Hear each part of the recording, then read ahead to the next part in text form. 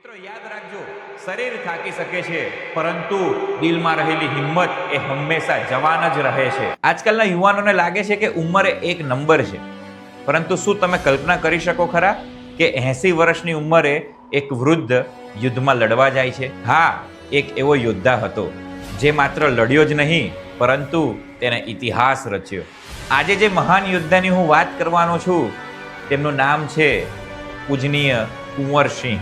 1857નો સ્વાતંત્ર્ય સંગ્રામ ચાલતો હતો. ચારે તરફ લોકો ડરતા હતા અને આવા સમયમાં 80 વર્ષના વૃદ્ધ કુંવરસિંહે તલવાર ઉપાડી. એવી ઉંમર કે જેમાં લોકો આરામ કરે છે એ ઉંમરે કુંવરસિંહે યુદ્ધ લડવાનો નિર્ણય લીધો.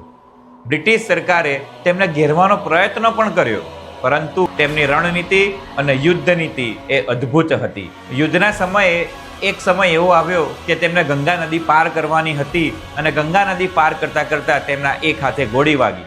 મિત્રો, તમને ખબર છે તેમને શું કર્યું? તેમને પોતે જ પોતાનો હાથ કાપીને માં ગંગાને અર્પણ કરી દીધો. આ ફક્ત યુદ્ધ નહોતું, આ લડાઈ હતી આત્મસન્માનની. કુંવરસિંહ આપણને શીખવે છે કે હિંમત એ ઉંમરથી નથી આવતી, હિંમત તો આપણા દિલમાંથી આવે છે.